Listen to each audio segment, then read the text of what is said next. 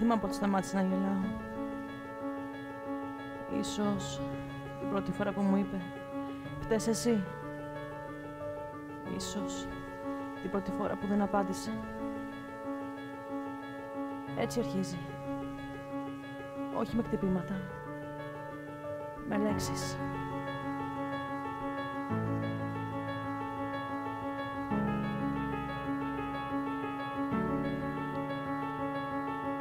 «Χωρίς εμένα είσαι ένα τίποτα», μου έλεγε.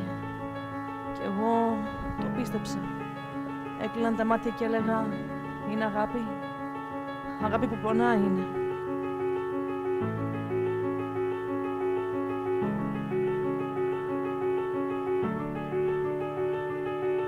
Και ύστερα ήρθε η σιωπή. Η σιωπή που έγινε σπίτι, που ντύνονταν χαμόγελο όταν έμπαιναν οι άλλοι.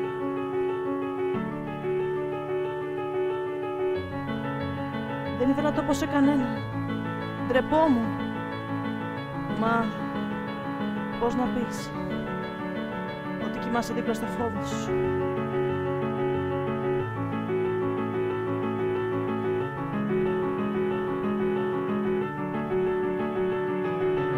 Μια νύχτα είδα το πρόσωπό μου στον καθρέφτη. Ήταν ξένο, χωρίς φως.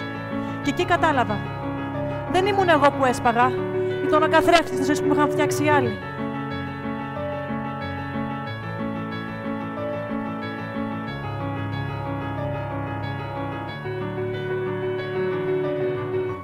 Και τώρα μιλώ. Όχι για να ακουστώ, αλλά για να θυμηθώ τη φωνή μου. Κάθε πληγή έγινε ρίζα. Και κάθε ρίζα πώς που ανεβαίνει.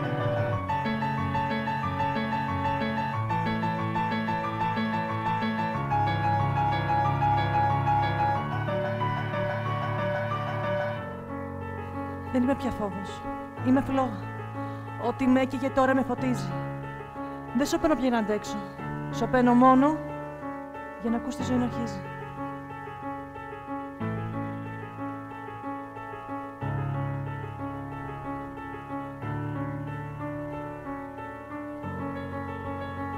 Με ένα χάδι, συγχωρείς το χθες.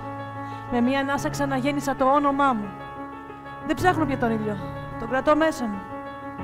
Μικρό και άφοβο.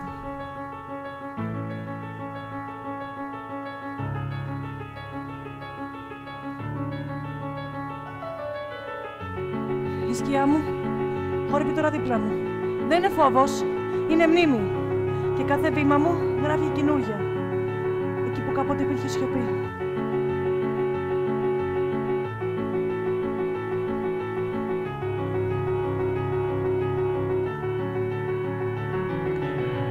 Και τότε έσπασα τη σιωπή. Όχι με κραυγή, με μία ανάσα. Μία ανάσα που έγινε λέξη, μία λέξη που έγινε βήμα και ένα βήμα που έγινε έξοδος.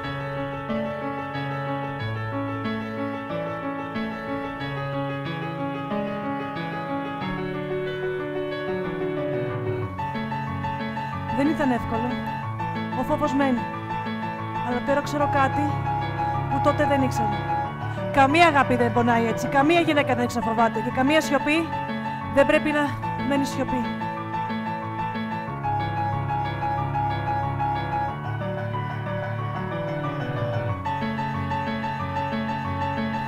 Είμαι ακόμα εδώ.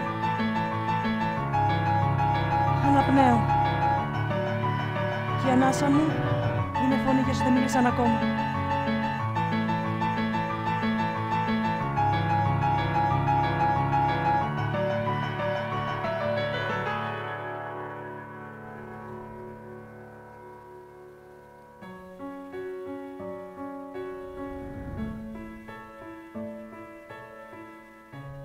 Κι αν μ' ακούς, η γυναίκα της σιωπής, μην αφήσεις το φόβο να γίνει ρίζα μέσα σου.